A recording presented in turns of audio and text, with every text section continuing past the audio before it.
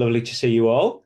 Thank you very, very much for joining us today to talk about resolving those difficult one-to-ones and meeting those pesky advice monsters that are getting in the way. Just wanted to briefly introduce ourselves and kind of what we're doing here today, and then we'll talk you through a bit of orientation about what we're going to go through today, the order in which we're going to go through it, just so everybody knows what's happening and what we're going to be asking you, so no one's got any surprises. So, do you want to introduce yourself first? Yeah, so hello, I'm Amanda. The reason why this session is so important is that despite my best intentions to be the best possible manager that people could have, the feedback that I got was that I was Marmite. And if you're not familiar with Marmite, it's like a brown, gunky, salty, yeasty spread that you put on toast. And I think the nation is divided. So you either love it or you think it's absolutely disgusting. And when I got the feedback, I didn't know what to do with that. And I didn't know why it was that I was gelling so much with people and really not being other people's favorite person. So when I developed my coaching skills and got really into the neuroscience of understanding why people connect or disconnect with each other, I learned what I was doing that was causing that disconnect and also what I needed to do to get the best out of others. So all of my coaching and training materials that I share, and part of the heart of what we're doing today, is to give you the skills and that learning so you don't have to make the mistakes and go on the same journey I did. And you can be much less marmitey with the people that you are having those difficult one-to-ones with. Hi, and I'm Simon Cookson, fellow co-founder of Northern Value Creators. And why I'm so interested in this topic is personal experience, really. I used to be part of a team who was managed by a senior director. They were simply atrocious at one-to-ones. Absolutely awful. I mean, I'm talking real car crash stuff, leaving one-to-ones, people in tears. We had a little kind of support group going on to help each other after you went and had a meeting with this director. And we had walkouts and tantrums, people just leaving the building after a meeting with this person. And it was traumatic at the time. But looking back on those experiences and learning some of the things that we're going to share with you this lunchtime, I can now understand where that senior director was coming from.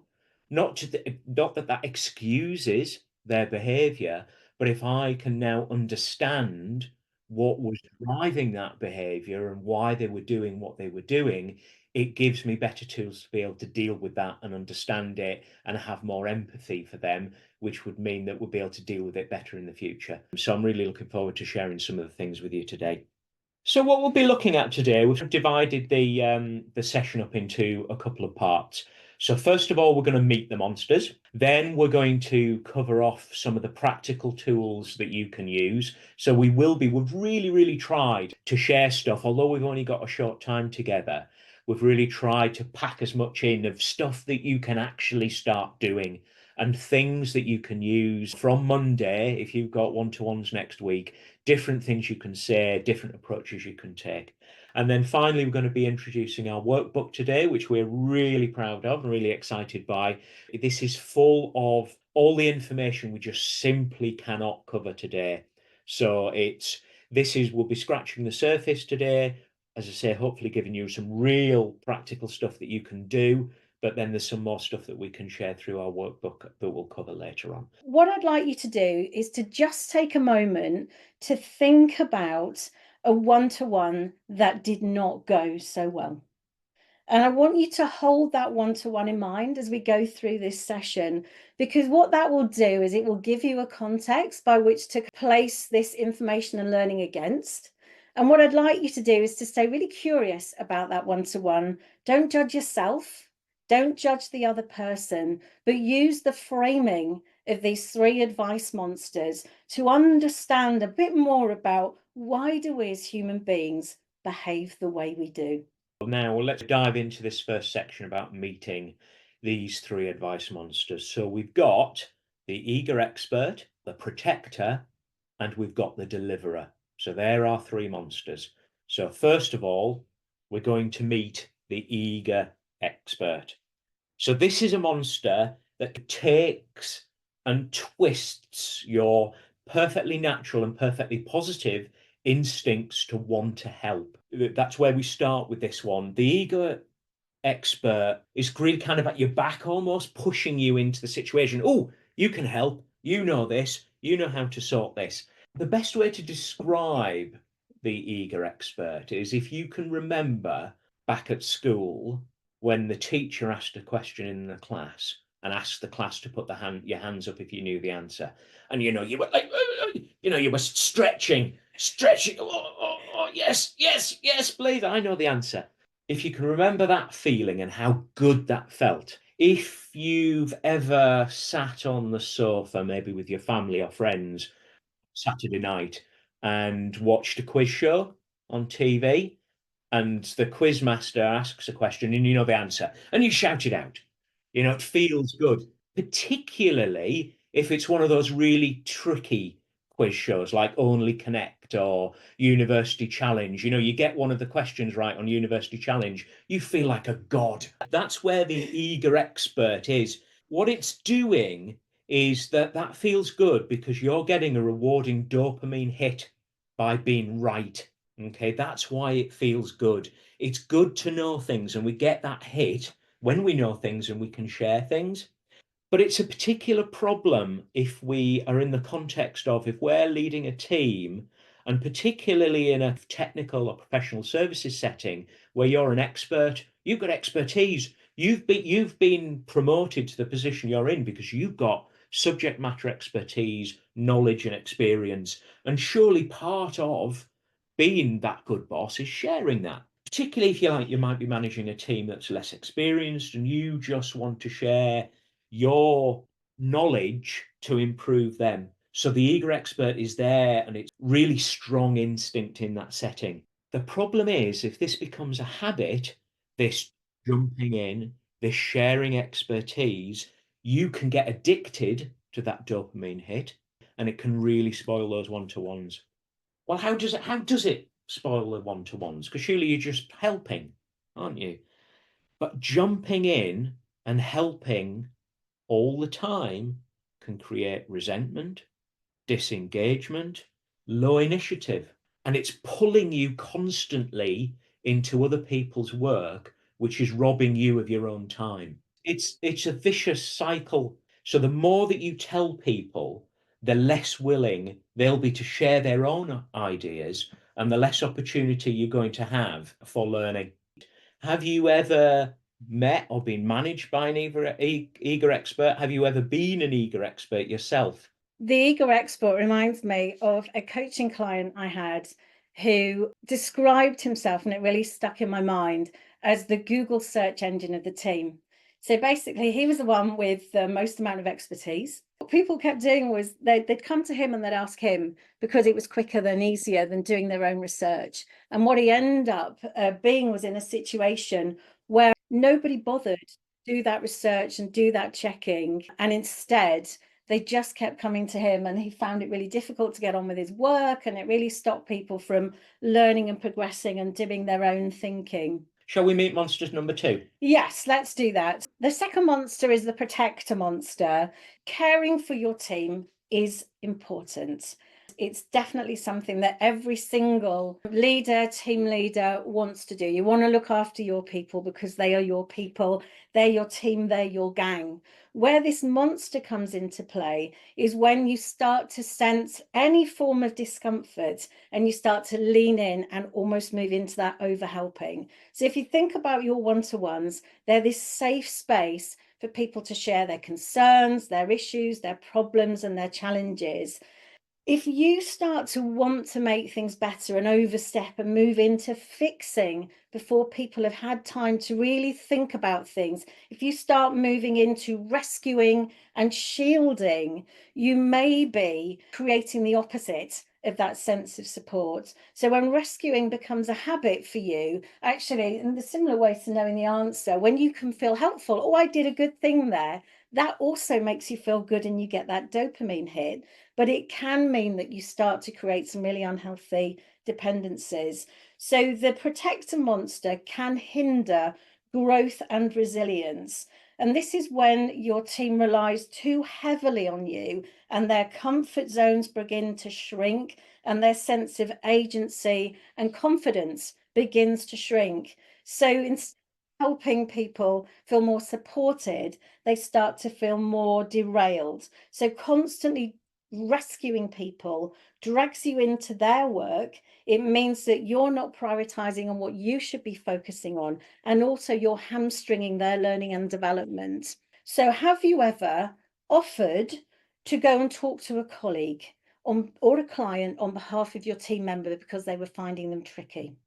Have you ever attended a difficult meeting to protect a colleague, maybe gone alongside them and then maybe had more of the conversations than your team member would have done?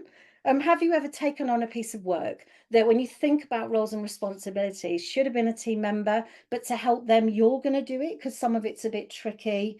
Have you ever kept a stakeholder away from your team because you felt that maybe this person is a little bit toxic and you don't want to expose your team to them? Now, all of those things can be really well intentioned and can at times be helpful, but that's where that protector monster can really hide beneath the surface of your good intentions, because you can create this vicious cycle where the more you help, the less agency people have and the more they rely on you. And when they rely on you, they don't build their sense of confidence or belief that they can do it for themselves. Another story from one of my coaching clients who found a couple of members of the organization very difficult. So her personal experience was that this group of individuals were very difficult. So what she would do is she would deal with them and not let her team deal with them. But what I found when I started to do some 360 work was that these individual members of the team did not find that person tricky at all. And so the things that she was finding in these individuals, her team, and instead of feeling protected and nurtured, they felt like they were being excluded and having their kind of development strings cut. Monster number 3, the deliverer. The deliverer is all about control. Again, as with all the monsters, coming from a place of good intent. All of these start with your instinct to do the right thing as a leader of the team. But this is all about control. If you're a leader who's got kind of strong operational expertise, delivering results is a big part of your role and a big part of what you're there to do as a team lead. You know, you've got constant pressure for deadlines. This is where your deliverer monster can come in, because what the deliverer monster wants to do is take this control and dominate your one-to-ones with this control. The monster preys on your worries about getting everything done, about that next deadline that you've got to hit. And that makes you shape your one-to-ones and your conversations all around the delivery, the tick boxing, the getting the job done. So if you find in your one-to-ones that it's all about directing tasks and listing tasks, it's all about checking on whether somebody's done something, checking how they've done it particularly, and being very uncomfortable with new ideas, because new ideas are scary, because we know what we're doing, we've got the job's defined, we've just got to crack on and do it. So new ideas become distractions, become not necessary. It's something that we don't want. And if this is dominating your one-to-ones become really depressing places. You've just got that sole focus on task. So if you find yourself, you're listing tasks, you're telling people how to do things, you're constantly checking work, you're shutting down those discussions, this is where your one-to-ones will get very repetitive, unengaging for the person that you're working with. The more control that you try and exercise in your one-to-ones, the more control that you try and have over your team, the more permission seeking and lack of initiative that you will get from them. Because what you're doing is taking away their autonomy, their power, their own expertise, their own way of doing things. And all that they're going to do is they're just going to look to you constantly. I think this is particularly relevant when things are tough. You know, when there's a lot, maybe you've been involved in a fairly large piece of delivery work, a big project or something, and you're getting towards the end. those deadlines are getting really tight, it can be really tempting to double down on the deliverer advice monster and shut out any ideas. I don't want to hear, I don't want to hear in my one-to-one any problems. I don't want to hear any new ideas. I don't want to hear what somebody thinks about something. I just want to go through the list of stuff that needs to be done and make sure that we've got that ticked off. And there's a really interesting piece of research that's called the Good Samaritan research. And it's where people who may identify themselves as being really kind, really compassionate, really thoughtful, really patient, as soon as they're put under time pressure, a lot of that disappears and their behaviors become a lot more pace driven, a lot more spiky, and a lot more pushing people to get to results. So this may not be your intention, but your deliverer advice monster is there really to step in as soon as you feel the pressure. This is where this monster can come in. Okay, so just to wrap this little section up, and I know it's in sessions like this, it can be quite hard to hold on to ideas. We are sharing the recording. We will have the workbook available at the end.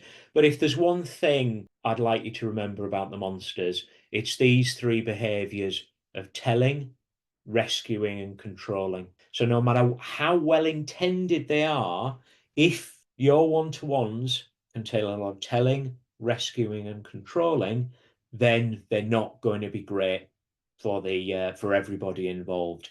So what we want to try and do, and where we're going to look next, is some ideas about how do we reduce these three behaviors in our one-to-one so we can have much better sessions. So I'm going to give you these practical tips. And before I do, I want to explain what my model of great one-to-ones is. So in my mind, the one-to-one is there to strengthen relationships and connection, because the greater the level of trust, the better you work together.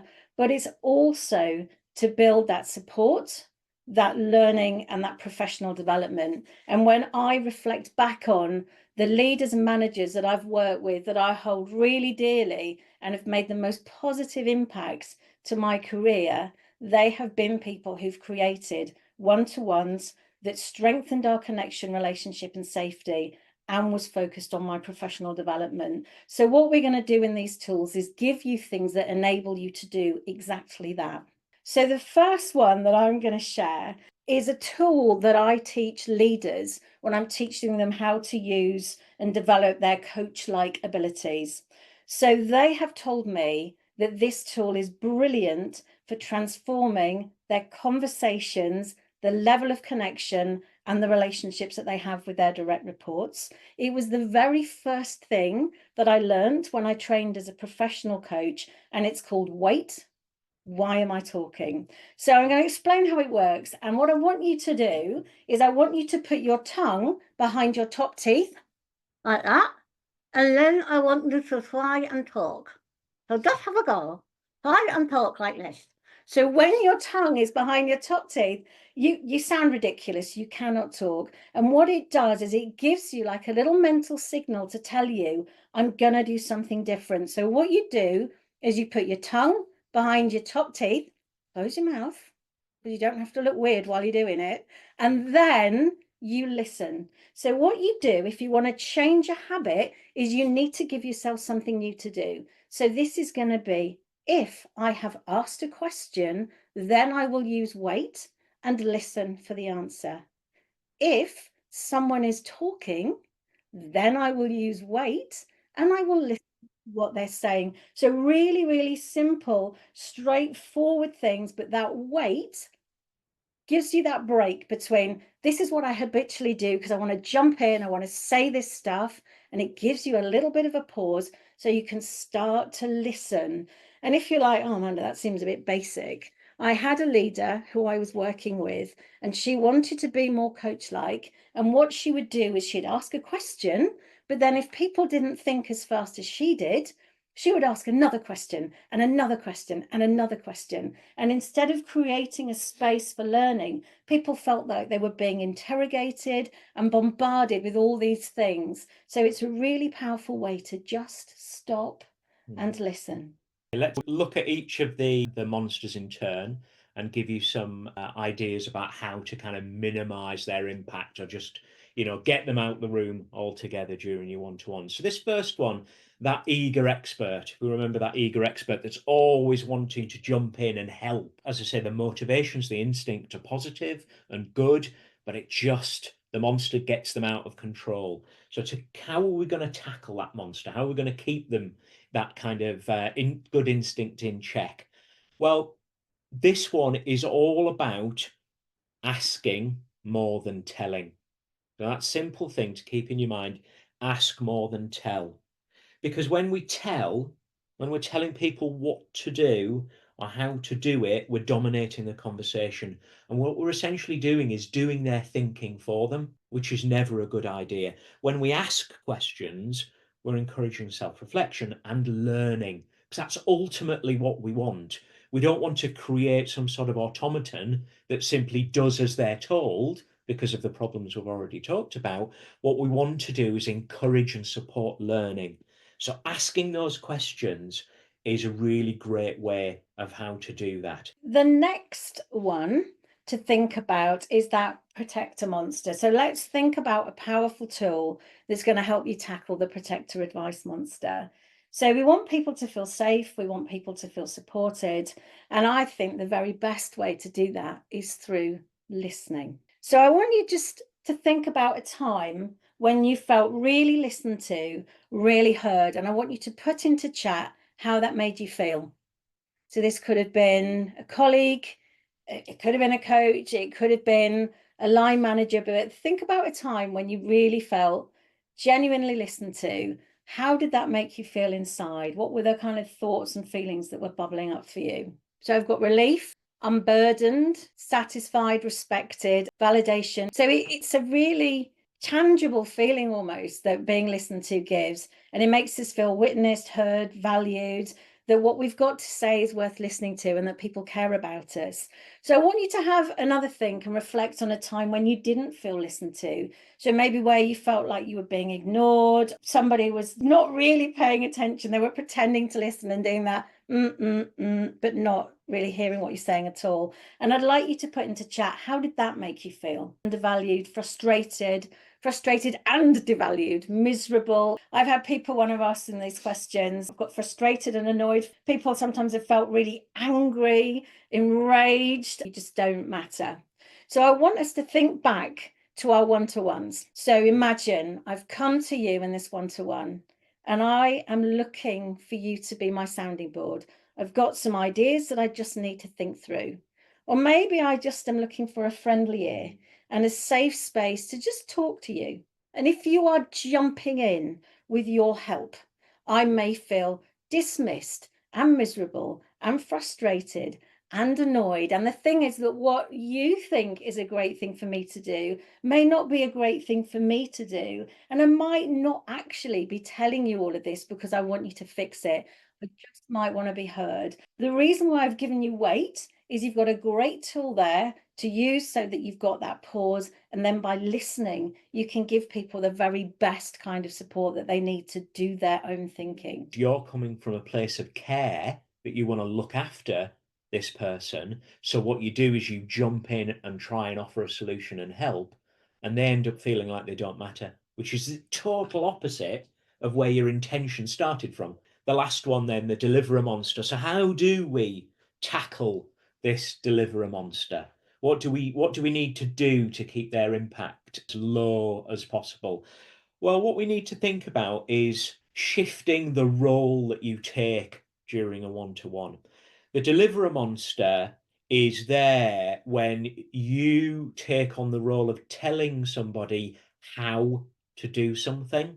You're getting into that micromanagement stuff. You're telling them how, right, you need to do this is how you need to do it. You're being very controlling. So remember, deliver is all about control.